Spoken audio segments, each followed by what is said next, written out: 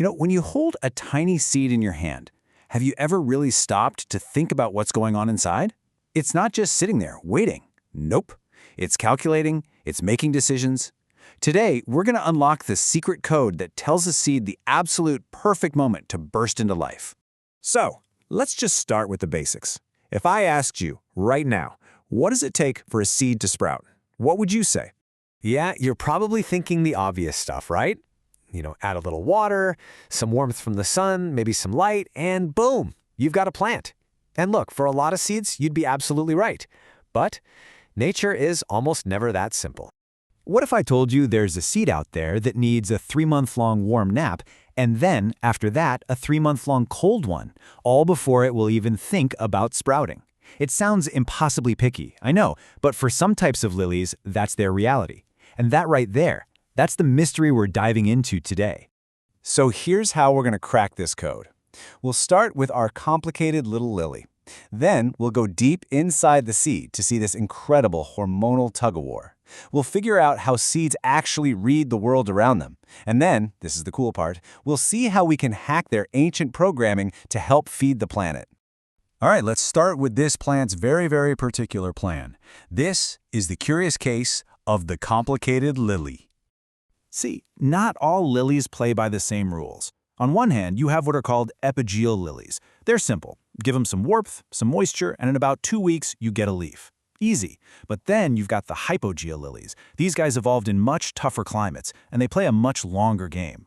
They demand 3 solid months of warmth just to form a tiny bulb underground. And then they need another 3 months of cold before a single leaf finally pops up. So the question is, how on earth does a tiny seed keep such a complex calendar? Well, the answer isn't a calendar, it's chemistry. Inside every single dormant seed, there's this constant, high-stakes tug-of-war going on, all controlled by an internal on-off switch. So meet player number 1 in this battle, abscisic acid, or ABA for short. This stuff is the primary sleep hormone. Its entire job is to keep that seed dormant, to stop it from sprouting. You can think of it as the ultimate brake pedal. And of course, for every brake, there's got to be an accelerator, right? Well, on the other side of this tug-of-war, we have gibberellins, or GA. This is the wake-up hormone. So if ABA is the brake, GA is the accelerator, pushing that seed to break its dormancy and get growing. Now, here's the crucial part. It's not just about having one hormone or the other. It is all about the ratio. As long as the amount of the sleep hormone, ABA, is higher than the wake-up hormone, GA, that seed is staying put. The brake is firmly pressed to the floor. Okay, wow, this looks intense, right? And that's because it is. This is basically the seed's internal wiring diagram. But don't worry, you don't need a PhD in biochemistry to get the main idea. Just focus on that core conflict. For anything to happen, the accelerator, GA, has to overpower the brake, ABA. That's the battle at the heart of everything. So how does a seed actually know when to hit the gas, when to tip that hormonal balance? Well, it listens. It is constantly, and I mean constantly, reading signals from the world around it. A seed isn't just sitting there in the dirt, waiting blindly. No way. It's actively sensing its environment, and it's paying super close attention to 2 really critical signals, the quality of light and the temperature. It's wild, but seeds can essentially see if they're safely buried or if they're exposed on the surface. Red light, which is the kind that can filter through a thin layer of soil, tells the seed, hey, it's safe down here, time to grow. And that boosts the accelerator hormone, GA. But more intense blue light usually means it's still on the surface, totally exposed, so it hits the ABA brakes and waits. And then, of course, there's temperature.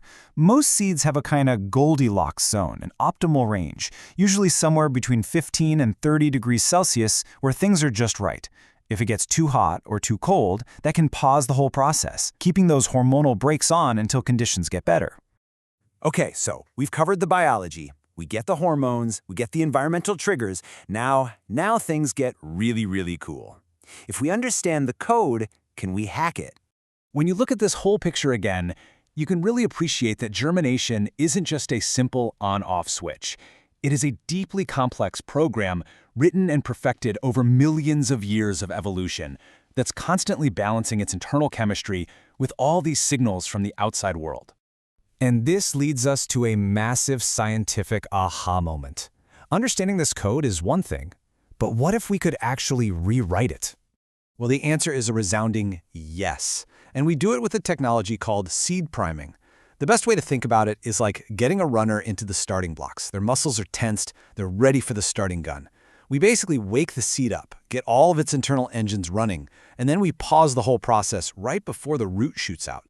And this technique, this is a total game changer for agriculture. So let's take a closer look at how this whole priming thing gives seeds a huge head start. So there are a few different ways to do this. Hydropriming is the most basic, literally just soaking seeds in water. But it gets way more sophisticated. We can use special osmotic solutions to control exactly how much water the seed takes in. We can even use beneficial microbes. This is called biopriming, which not only gives the seed a head start, but also a protective shield against diseases. So it's pretty incredible, right?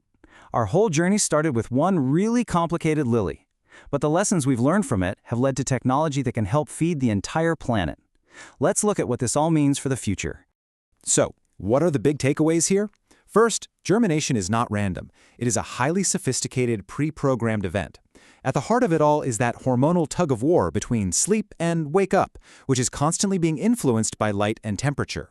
And maybe most importantly, we can now hack this ancient code with technologies like seed priming to get faster, more uniform, and more resilient crops. We started this whole journey by looking at the secret code hidden inside a single tiny seed.